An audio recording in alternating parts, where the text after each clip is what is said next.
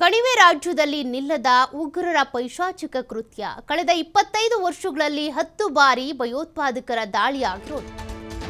ಜಮ್ಮು ಕಾಶ್ಮೀರದಲ್ಲಿ ಯಾವ ರೀತಿ ಅದು ಕಣಿವೆ ನಾಡು, ಸುಂದರ ನಾಡು ಅಂತ ಅದು ಪ್ರಸಿದ್ಧಿ ಆಗಿದೆಯೋ, ಅದೇ ರೀತಿಯಲ್ಲಿ ಭಯೋತ್ಪಾದಕರ ದಾಳಿಗೂ ಕೂಡ ಅದು ಕುಖ್ಯಾತಿಯಾಗಿದೆ. ಇಲ್ಲಿವರೆಗೂ ಕೂಡ ಅಟ್ಯಾಕ್ಗಳಾಗಿರೋದು ನೋಡೋದಾದ್ರೆ 2000ರಿಂದ 2025 ತನಕ ಜಮ್ಮು ಕಾಶ್ಮೀರದಲ್ಲಿ ಉಗ್ರರ ದಾಳಿಗಳು ಎಷ್ಟಾಗಿತ್ತು, ಯಾವ್ಯಾವಾಗ ಆಗಿತ್ತು ಅದರ ಡೀಟೇಲ್ಸ್ ನೋಡೋದಾದ್ರೆ ಉಗ್ರರ 10 ದಾಳಿಗಳಾಗಿರೋದು. ಕಳೆದ 25 ವರ್ಷಗಳಲ್ಲಿ 10 ಬಾರಿ ಭಯೋತ್ಪಾದಕರಿಂದ ದಾಳಿಗಳಾಗಿರೋದು. ಆ ದಾಳಿಗಳಾದಾಗಲೆಲ್ಲ ಅಮಾಯಕ ಜನರು ಸಾವನ್ನಪ್ಪಿದ್ದಾರೆ. ಭಾರತೀಯ ಸೇನೆಯ ಅಧಿಕಾರಿಗಳು ಅಥವಾ ಭಾರತೀಯ ಸೇನೆಯಲ್ಲಿರುವಂತಹ ಸೈನಿಕರು ಅವರು ಹುತಾತ್ಮರಾಗಿದ್ದಾರೆ. ಹಾಗಾಗಿ ಒಟ್ಟು ಈ 10 ವರ್ಷಗಳ ಸಮಯದಲ್ಲಿ 2000ರಿಂದ 2025 ಅವಧಿಯಲ್ಲಿ ಒಟ್ಟು 10 ದಾಳಿಗಳು ನಡೆದಿರೋದು. ಯಾವ್ಯಾವಾಗ ದಾಳಿ ಆಯಿತು, ಎಷ್ಟೆಲ್ಲ ಹಾನಿ ಆಯಿತು ಅದನ್ನು ನೋಡೋದಾದರೆ 2000 ಮಾರ್ಚ್ 21ನೇ ತಾರೀಕು ಅನಂತನಾಗ್ನ ಚಟ್ಟಿಸಿಂಗ್ ಪೋರಾ ಗ್ರಾಮದಲ್ಲಿ ದಾಳಿ ನಡೆದಿತ್ತು. ಸಿಖ್ಖರನ್ನ ಗುರಿಯಾಗಿಸಿಕೊಂಡು ಈ ದಾಳಿಯನ್ನ ಮಾಡಲಾಗಿತ್ತು. ಆ ಸಂದರ್ಭದಲ್ಲಿ 36 ಮಂದಿ ಸಾವನ್ನಪ್ಪಿದ್ರು. ಇದು ಆಗಿರುವಂಥ ದಾಳಿಯಲ್ಲಿ ಸಿಖ್ಖರನ್ನೇ ಗುರಿಯಾಗಿಸಿಕೊಳ್ಳಲಾಗಿತ್ತು. ಆ ಸಂದರ್ಭದಲ್ಲಿ ಒಟ್ಟು 36 ಜನ ಸಾವನ್ನಪ್ಪಿದ್ರು. ಇನ್ನು 2020 ಆಗಸ್ಟ್ನಲ್ಲಿ ನುನ್ನಾನ್ ಬೇಸ್ ಕ್ಯಾಂಪ್ನಲ್ಲಿ ದಾಳಿ ನಡೆದಿತ್ತು. ಆಗ 24 ಅಮರನಾಥ ಯಾತ್ರಿಕರನ್ನ ಸೇರಿದಂತೆ ಒಟ್ಟು 32 ಮಂದಿ ಸಾವನ್ನಪ್ಪಿದ್ರು. ಆಗ ಅಮರನಾಥ ಯಾತ್ರೆ ನಡೀತಾ ಇತ್ತು. ಅದೇ ಸಂದರ್ಭದಲ್ಲಿ ಅಟ್ಯಾಕ್ ಆಗಿತ್ತು. ಆಗ ಒಟ್ಟು 32 ಜನ ಸಾವನ್ನಪ್ಪಿದ್ರು. ಇನ್ನು 2001 ಜುಲೈನಲ್ಲಿ ನಡೆದಂಥ ಒಂದು ದಾಳಿಯಲ್ಲಿ ಅದು ಶೇಷನಾಗ್ ಬೇಸ್ ಕ್ಯಾಂಪ್ನಲ್ಲಿ ಆದಂಥ ದಾಳಿ ಆಗಿತ್ತು. ಆ ಅಟ್ಯಾಕ್ನಲ್ಲಿ ಅಮರನಾಥ ಯಾತ್ರಿಕರನ್ನೇ ಗುರಿಯಾಗಿಸಿ ಮತ್ತೆ ದಾಳಿ ಮಾಡಲಾಗಿತ್ತು. ಆ ಸಂದರ್ಭದಲ್ಲಿ ಒಟ್ಟು 13 ಜನ ಸಾವನ್ನಪ್ಪಿದ್ರು ಅಟ್ಯಾಕ್ನಲ್ಲಿ ಬಲಿಯಾದಂಥ ಮಂದಿ. ಇನ್ನು 2001 ಅಕ್ಟೋಬರ್ 1ನೇ ತಾರೀಕು ಶ್ರೀನಗರದಲ್ಲಿ ಆತ್ಮಾಹುತಿ ಬಾಂಬ್ ದಾಳಿ ನಡೆದಿತ್ತು. ಅಂದರೆ ಅವರೇ ಬಾಂಬ್ ಕಟ್ಕೊಂಡು ಬಂದು ಅವರು ಸಾಯ್ತಾರೆ, ಜೊತೆಗೆ ಅಲ್ಲಿ ಸುತ್ತಮುತ್ತ ಇರೋರನ್ನು ಸಾಯಿಸೋದು. ಆ ರೀತಿ ಆತ್ಮಾಹುತಿ ಬಾಂಬ್ ದಾಳಿ ನಡೆದಾಗ ಒಟ್ಟು 36 ಮಂದಿ ಸಾವನ್ನಪ್ಪಿದ್ರು. ಇನ್ನು 2002ರಲ್ಲಿ ಚಂದನ್ಸಾರಿ ಬೇಸ್ ಕ್ಯಾಂಪ್ನ ಮೇಲೂ ದಾಳಿ ನಡೆಸಲಾಗಿತ್ತು. ಆ ಒಂದು ಉಗ್ರರ ದಾಳಿಯಲ್ಲಿ 11 ಅಮರನಾಥ ಯಾತ್ರಿಕರ ಸಾವನ್ನಪ್ಪಿರೋದು. ನೋಡಿ, ಇಷ್ಟು ದಾಳಿಗಳಲ್ಲೂ ಕೂಡ ಜಾಸ್ತಿ ಹತ್ಯೆಗೊಳಗಾಗಿರೋರು, ಅಟ್ಯಾಕ್ಗೊಳಗಾಗಿರೋರು ನೋಡೋದಾದ್ರೆ ಅಮರನಾಥ ಯಾತ್ರಿಕರು, ಅವರನ್ನೇ ಟಾರ್ಗೆಟ್ ಮಾಡಿರೋದು. ಅವ್ರ ಜೊತೆಗೆ ಉಳಿದವರು ಕೂಡ ಸಾವನ್ನಪ್ಪಿರೋದು. ಇನ್ನು 2002 ನವೆಂಬರ್ 23ನೇ ತಾರೀಕು ಜಮ್ಮು ಶ್ರೀನಗರದ ರಾಷ್ಟ್ರೀಯ ಹೆದ್ದಾರಿಯಲ್ಲಿ ಒಂದು ಸ್ಫೋಟ ಆಗಿತ್ತು. ಆಗ 9 ಭದ್ರತಾ ಸಿಬ್ಬಂದಿ, 3 ಜನ ಮಹಿಳೆಯರು, 2 ಜನ ಮಕ್ಕಳು ಸೇರಿದಂತೆ ಒಟ್ಟು 19 ಮಂದಿ ಸಾವನ್ನಪ್ಪಿದ್ರು. ಇನ್ನು 2003 ಮಾರ್ಚ್ 23ನೇ ತಾರೀಕು ಪುಲ್ವಾಮಾದ ನಂದಿಮಾರ್ಗ್ ಗ್ರಾಮದಲ್ಲಿ ಒಂದು ದಾಳಿ ನಡೀತು. ಆಗ 11 ಜನ ಮಹಿಳೆಯರು ಮತ್ತು 2 ಮಕ್ಕಳು ಸೇರಿದಂತೆ ಒಟ್ಟು 24 ಕಾಶ್ಮೀರಿ ಪಂಡಿತರ ಸಾವಾಗಿತ್ತು. ಪ್ರತಿ ದಾಳಿಯಲ್ಲೂ ಕೂಡ ಅನೇಕರು ಸಾವನ್ನಪ್ಪಿದ್ದಾರೆ. ಈಗ ನಿನ್ನೆ ಆದಂಥ ದಾಳಿಯಲ್ಲೂ ಕೂಡ 28 ಮಂದಿ ಸಾವನ್ನಪ್ಪಿರೋದು.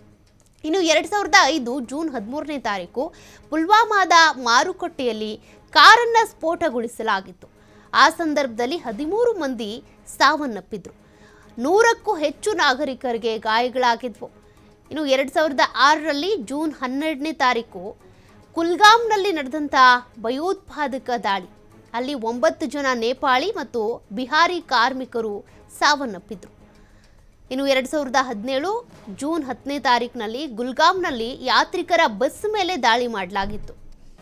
8 ಮಂದಿ ಅಮರನಾಥ ಯಾತ್ರಿಕರು ಈ ಸಂದರ್ಭದಲ್ಲಿ ಸಾವನ್ನಪ್ಪಿದ್ರು.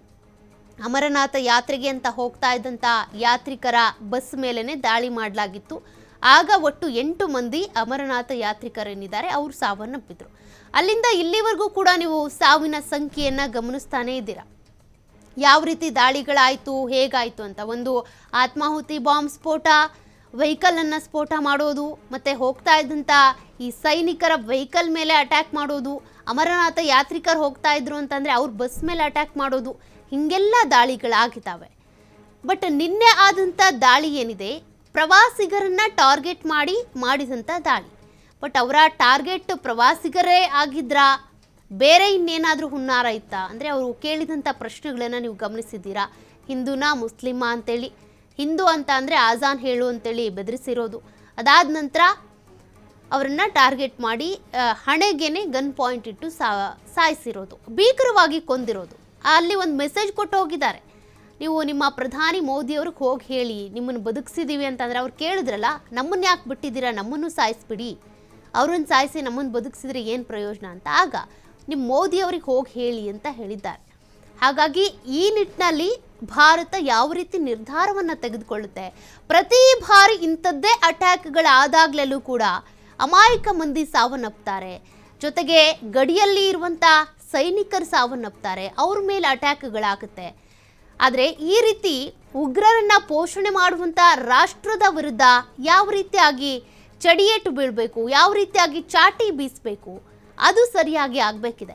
ಪ್ರತಿ ಬಾರಿಯೂ ಕೂಡ ಈ ಅಮಾಯಕರೇ ಸಾವನ್ನಪ್ತಾ ಇರೋದು. ಅಮರನಾಥ ಯಾತ್ರೆಗೆ ಬಂದಿರ್ತಾರೆ, ಅಥವಾ ಜಮ್ಮು ಕಾಶ್ಮೀರ ನೋಡೋಕೆ ಅಂತ ಬಂದಿರ್ತಾರೆ, ಮಕ್ಕಳಿಗೆ ರಜೆ ಇರುತ್ತೆ ಅಂತ ಬಂದಿರ್ತಾರೆ, ಅಥವಾ ಹೊಸದಾಗಿ ಮದುವೆ ಆಗಿರೋರು ಬಂದಿರ್ತಾರೆ, ಅಥವಾ ಫ್ಯಾಮಿಲಿ ಸಮೇತ ಜಮ್ಮು ಕಾಶ್ಮೀರವನ್ನು ನೋಡಬೇಕು, ಜೀವನದಲ್ಲಿ ಒಂದ್ಸಲ ಕಣ್ ತುಂಬಿಕೊಳ್ಬೇಕು ಅಂತ ಬಂದಿರ್ತಾರೆ.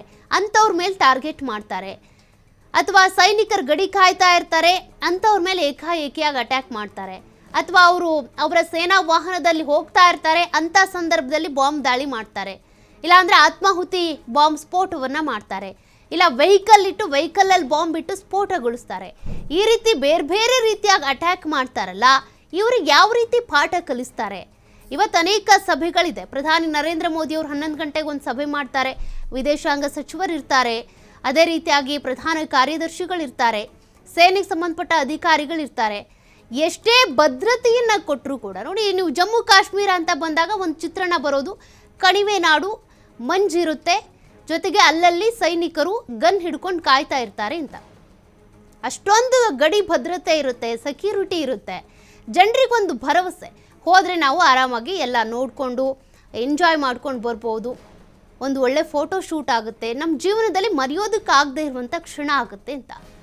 ಬಟ್ ಜೀವನನೇ ಕಳ್ಕೊಂಡ್ರಲ್ಲ ಇಲ್ಲಿ ಕೆಲವರು, ಜೀವ ಕಳ್ಕೊಂಡ್ರು, ಜೀವನ ಕಳ್ಕೊಂಡ್ರು, ಗಂಡನ ಕಳ್ಕೊಂಡಿದ್ದಾರೆ, ಅಪ್ಪನ ಕಳ್ಕೊಂಡಿದ್ದಾರೆ, ಮಕ್ಕಳ ಅನಾಥ ಆಗಿದ್ದಾರೆ, ಹೆಂಡತಿ ಅನಾಥ ಆಗಿರೋದು, ಅವ್ರ ಎದುರುಗಡೆನೆ ಗುಂಡಿಟ್ಟು ಕೊಂದಿರೋದು.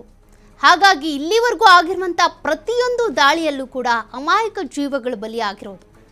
ಈ ಉಗ್ರರು ಅಟ್ಯಾಕ್ ಮಾಡಿದಂಥ ಸಂದರ್ಭದಲ್ಲಿ ಎಲ್ಲವೂ ಕೂಡ ಹೇಳ್ತಾರೆ, ಆ ಮೀಟಿಂಗ್ ಮಾಡ್ತೀವಿ, ಈ ಮೀಟಿಂಗ್ ಮಾಡ್ತೀವಿ ಅಂತ. ಎಷ್ಟೇ ಭದ್ರತೆ ಹೆಚ್ಚಿಸಿದ್ರು ಕೂಡ, ನೀವು ಪುಲ್ವಾಮಾ ದಾಳಿ ಆದಮೇಲೆ ಆದಂಥ ಭೀಕರ ದಾಳಿ ಇದು. 28 ಜನ ಸಾವನ್ನಪ್ಪಿರೋದು. ಕೆಲವರು ಇನ್ನೂ ಆಸ್ಪತ್ರೆಯಲ್ಲಿದ್ದಾರೆ, ಕೆಲವರು ಆಸ್ಪತ್ರೆಯಲ್ಲಿ ತಮಗೆ ಸಂಬಂಧಪಟ್ಟಂಥ ಮೃತದೇಹಗಳನ್ನು ತೆಗೆದುಕೊಂಡು ಹೋಗಬೇಕು ಅಂತ ಆ ಶವಾಗಾರದ ಮುಂದೆ ಕಾಯ್ತಿದ್ದಾರೆ, ಅಳ್ತಾ ಇದ್ದಾರೆ. ಹೀಗಾಗಿ ಇದೆಲ್ಲದಕ್ಕೂ ಒಂದು ಫುಲ್ ಸ್ಟಾಪ್ ಇಡಬೇಕು. ಉಗ್ರರನ್ನ ಹಿಮ್ಮೆಟ್ಟಿಸಬೇಕು ಅಂದರೆ ಯಾವ ರೀತಿಯಾಗಿ ಕ್ರಮವನ್ನು ತೆಗೆದುಕೊಳ್ತಾರೆ ಇವತ್ತಿನ ಸಭೆಯಲ್ಲಿ, ಅದು ಗೊತ್ತಾಗಬೇಕಿದೆ.